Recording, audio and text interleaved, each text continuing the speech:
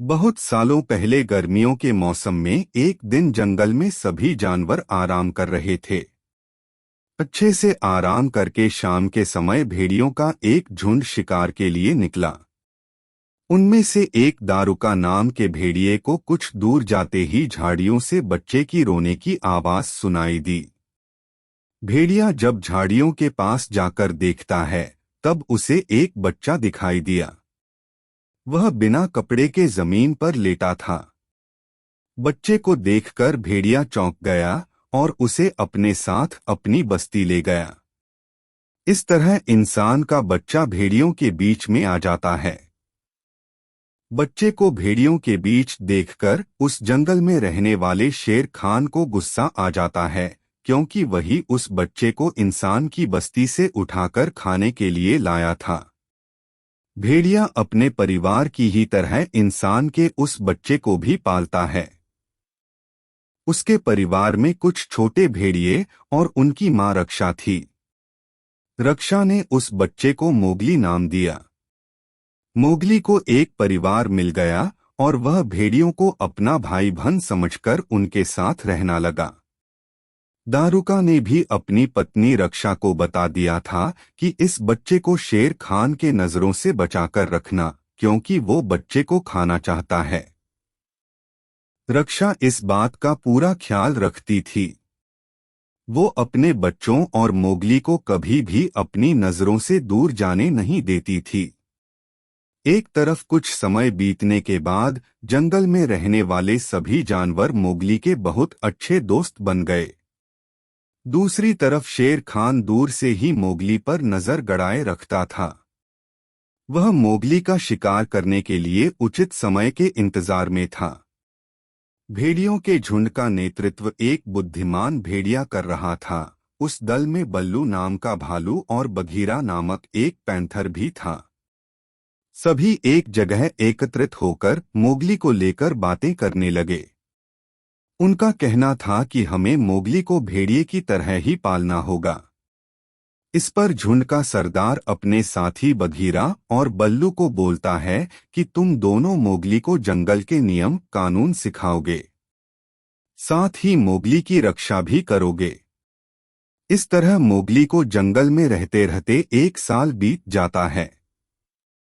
Mowgli धीरे धीरे करके बड़ा होने लगा और उसके बड़े होने तक बल्लू और बघीरा मोगली को सारे नियम कानून के साथ ही खुद की रक्षा करने का तरीका भी सिखा देते हैं। मोगली बड़े होने तक कई जानवरों की भाषा सीख जाता है। साथ ही वह आसानी से पेड़ों पर चढ़ना, नदी में तैरना व शिकार करना भी सीख गया।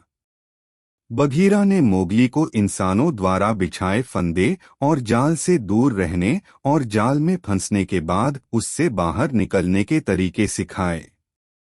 एक दिन समूह में रहने वाला एक भेड़िए का छोटा बच्चा शिकारियों के बिछाए जाल में फंस जाता है। उस फंसे हुए भेड़िए को शेर खान खाना चाहता था। तभी शेर खान से पहले मोगली वहां पहुंचकर नन्हे भेड़िए को बचा लेता है। शेर खान को यह सब देखकर बहुत गुस्से आ जाता है। फिर शेर खान कुछ दिनों बाद मोगली को पकड़ने की कोशिश करता है, लेकिन वो उसे पकड़ नहीं पाता। गुस्से में शेर खान फैसला लेता है कि वो मोगली को पकड़ने के लिए बंदरों की सहायता लेता है। सारे बंदर जंगल के दूसरे हिस्से में रहते थे। वो सारे बंदर काफी खतरनाक थे। शेर की बातें सुनकर बंदरों का राजा मोगली को पकड़ने के लिए तैयार हो जाता है। बंदरों का राजा अपने सारे बंदरों को मोगली को पकड़ने का आदेश देता है। 1-2 दिन कुछ बंदर मोगली पर नजर रखते हैं और सही समय मिलते ही मोगली का अपहरण करके उसे घने जंगल से घिरे एक पहाड़ पर ले जाते हैं। मोगली सोच रहा था कि उसके पहाड़ में होने की बात बघीरा व बल्लू को पता चल जाए।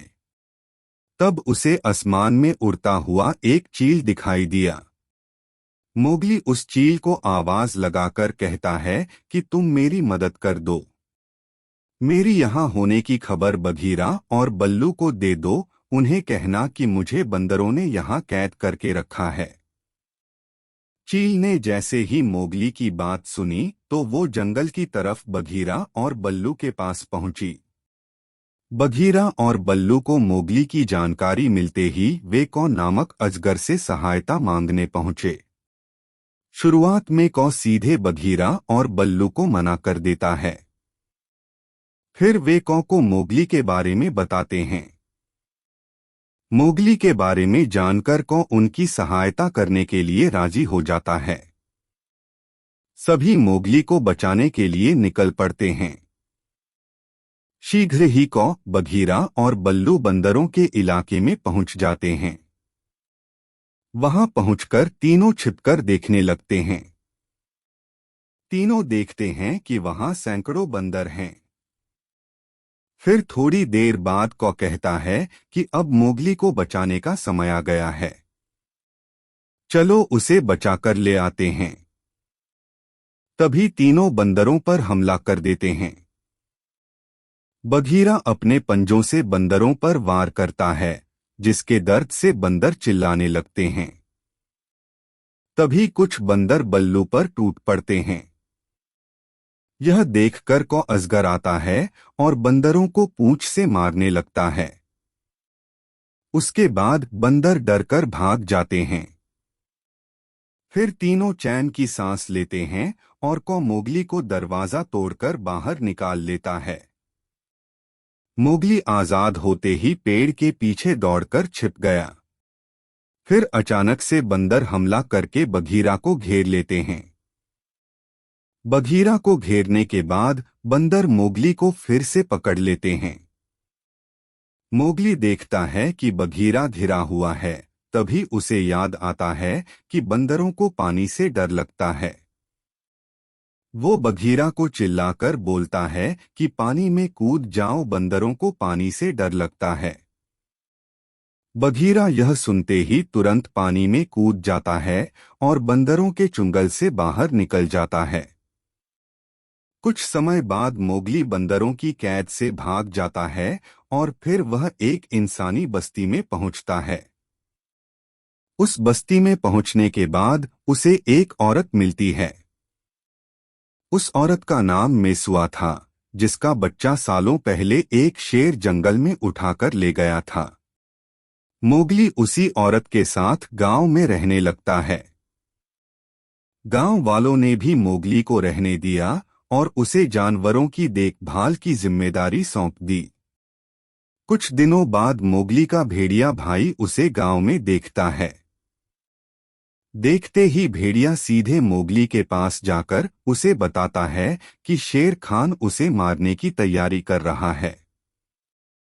मोगली जान गया था कि शेर खान उसे इतनी आसानी से नहीं छोड़ने वाला है, इसलिए मोगली ने उसे खत्म करने का एक प्लान बनाया।